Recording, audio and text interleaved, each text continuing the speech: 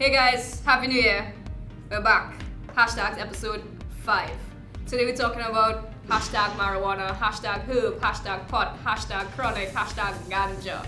Whatever you want to call it, that's what we're talking about today. We joined with my friend here, Mr. Marcus Ramkissoon. And tell us a little bit about yourself, Marcus. Alright, well, I'm the political leader of a political party down here, the Trinidad Humanity Campaign. Do look out for us. And I'm also a certified expert in marijuana, meaning that I have my degree in life and research sciences, a bachelor's degree, and I also have 3 certificates from international organizations that specify me as a cannabis expert. So I think I'm, duly accredited to talk about it. I also hold a lead scientist position with a medical marijuana company in Jamaica, and another position there as a chief operations officer. Wow. So guys, we have a real marijuana guy here. He's the real deal. So let's start our discussion today. Tell us some of the benefits that we have to marijuana. Well, of course, there's benefits and there's pros and cons to everything, right? Benefits-wise, of course, it's a very medicinal plant, meaning that there's high medicinal value to it. As much as the US still puts it on Schedule 1, which means that there's no medicinal value whatsoever, it, as has been proven test after test and study after study, there's high medicinal value in it. So it's something that we should look into, at least, for the very least, and figure out, what ailments, what diseases, what we can help using this plant. Okay, so I know there's a lot of discussion across the globe about the other uses apart from medicines for the use of the plant in terms of production of fabrics and different sorts of things, energy-wise, etc. Tell us a little bit more. Well, those things fall under hemp. Now, currently, there's basically 2 connotations scientifically for cannabis. Cannabis sativa and cannabis sativa L. As much as we hear about indica and ruderalis, which we in the industry classify as subspecies, scientifically overall, it's still classified all under cannabis sativa. Hemp is cannabis sativa L, and it's a slightly different genetic. So the flowers don't produce high-level THC, it's less than 0.3% actually. They do produce CBDs and other cannabinoids. And there's more of a fabric plant, meaning a stalk plant, with a little bit of the flower on top. And that's why the bast fibers and the inside of the stalks and nearly every part of the plant can be used for something industrially. Meaning that yes, you can produce paper, you can produce fabrics, you can even produce right now plastics and concrete. Wow. They're building full hemp houses, right? Some of the more famous brands of automobiles that BMW, and these people are making all of their interior panels from hemp, which was something that was first started by Henry Ford in 1915. So, and continue today with the biggest of automobile brands today. Wow, that's a lot of information there that I never had before. Soon you can be living in a full hemp concrete house, which is stronger than the concrete that we use today. It is better for the environment in that it absorbs carbons and so, right? And it overall it's a better product to use. It's cheaper, which is a very important thing for us in third world countries. So it's something that we should look at through the government. Jamaica is doing it now. They're allowing hemp plantations. They're allowing industrial operations to open based on hemp businesses. So it's something that we should heavily look at in Trinidad at this point. So when marijuana is legalized in Trinidad and Tobago, what do you think would be some of our initial benefits? Well, first of all, I don't see legalization, meaning recreational use, coming anytime soon. Right. Maybe 5-10 years from now, that's what I mean. But not before that. Internationally, we are allowed to use it for medical and scientific use. So right now, just like Jamaica is allowing also, and a number of other countries, what we should aim to do, and I would hope are aiming to do, is basically start going that direction. Now, if we head that direction, there are a number of factors to consider. There are a couple of states right now that use it specifically for specific ailments. Now, if you do that, it's fine. The people with those ailments will be able to be helped, right, by the herb. But what about the black market? The black market will still exist. If we set up, as I've suggested to the government a number of times, this government, just once, this new government,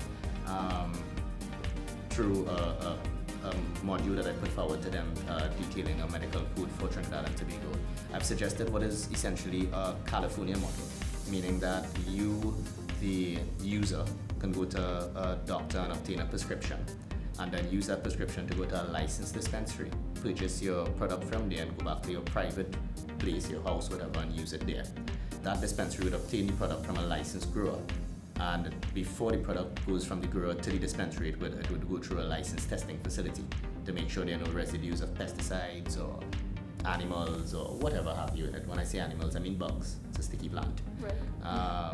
And yeah, so stuff like that, because of course it's medicine. It's going into your body. You want it to be as clean as possible. With the current laws that exist, people are using it anyhow you take it, and they're intaking things that are sometimes very hazardous and toxic to their body that is being blamed on the plant itself, when it's actually not the plant. It's actually chemical residues on the plant. So it's something that would help the society. There's also, of course, the biggest issue of psychology, meaning issues of like schizophrenia and different issues of mental health. When it comes to marijuana, there's something in this country that we call marijuana-induced psychosis, which is taken from the UK system, but the US system thinks differently. The US system basically teaches that you must be predisposed to this mental illness before being able to contract it using marijuana. And then if you are predisposed, marijuana would then speed up the process of such. However, if we do allow it medicinally and go through the process I've just suggested, doctors would then be able to screen out people that would be predisposed to these illnesses. So therefore, we would be able to be saving people that ends up using it, activating their symptoms. They would not be allowed to use it from that point, because we would then know who they are, we'd be able to identify. So you mentioned that the black market will still exist. So when it is legalized for medicinal use? Well, the system I just suggested would then put a strain on the black market, because then the regulated market would be able to compete price-wise with the black market. And then if you increase the penalties on the black market, but then you've allowed people, anyone, to be able to get it if they wish to use it, and then use it, or should I say confidentially or by themselves privately in their own home or anything, so they're not affecting anyone outside, then you've essentially taken away the demand from the black market, and it will crush the black market. So tell us a little bit about some of the downfalls or the nasty side of marijuana usage. Well, as I just said, to recap of something I just said just now, it's if you are predisposed to certain illnesses, especially schizophrenia, then use of it, regular use of it, will activate your symptoms. Now you have to understand, when I say predisposed, I mean you would have gotten these symptoms at some point in your life anyway, but regular use of it will speeden those symptoms, and you would get it earlier in your life than later. And it's not a nice thing.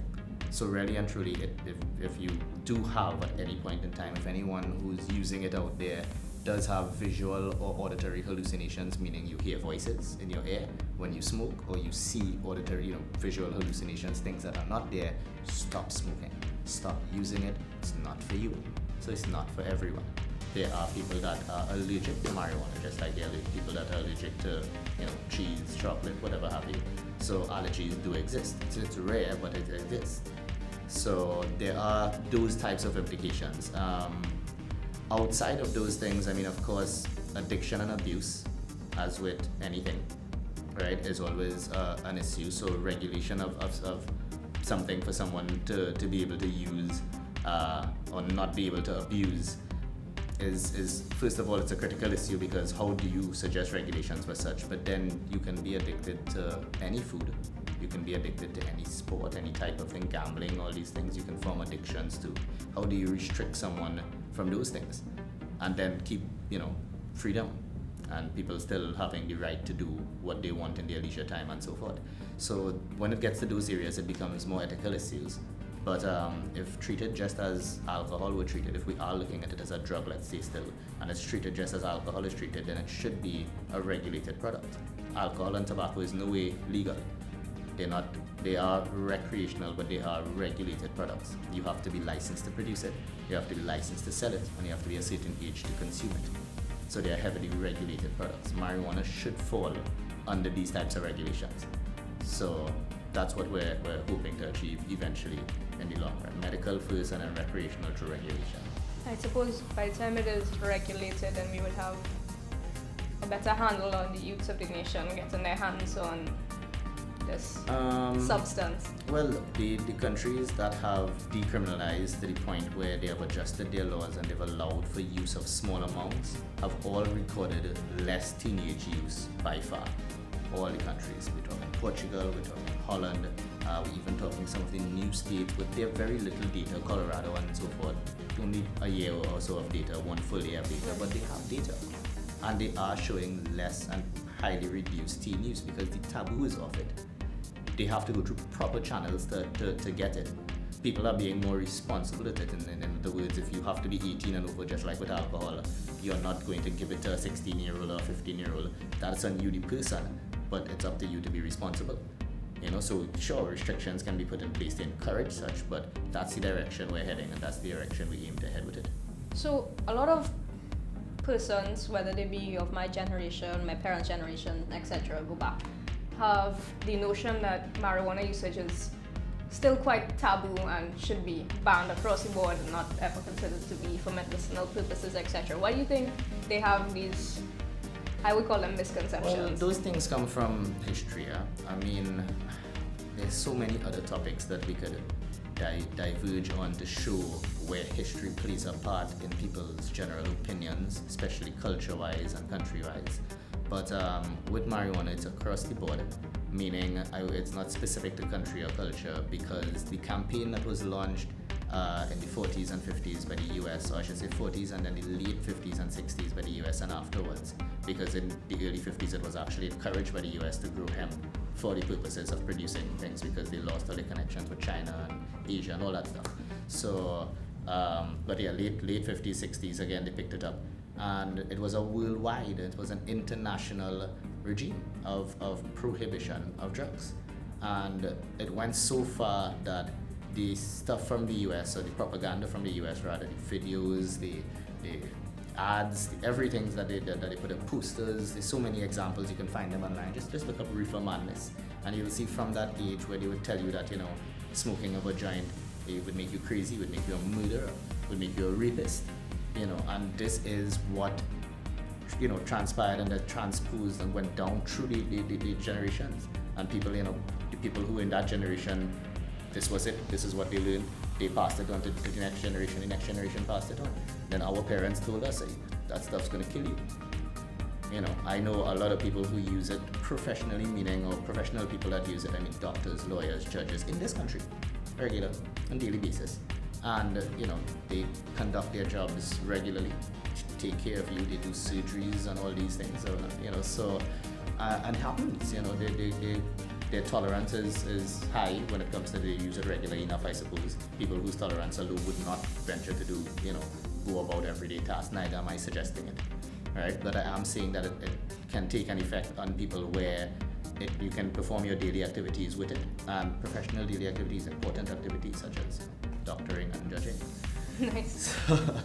So I know a lot of people are against this smoking notion, but there are several ways, from what I understand, to consume or use the marijuana plant, and maybe you could tell us a little bit more about the other methods or the preferred or healthier methods. Quickly as I can, smoking is very bad.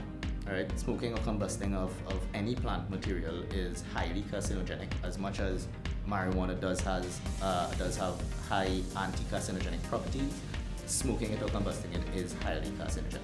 The best way to consume it would be through vaporization, meaning that the plant itself is not combusted.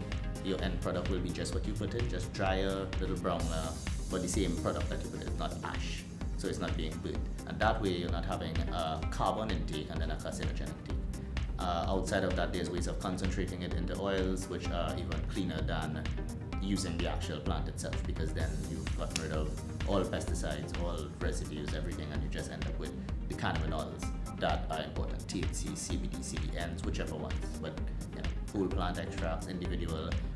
It's at a point now where they can isolate, so you can get individual CBDs. So now you can treat diseases once you know which CBD or which cannabinol works for which disease. Then you can use the isolated ones and make mixtures and go toward treating diseases. So we're getting there rapidly.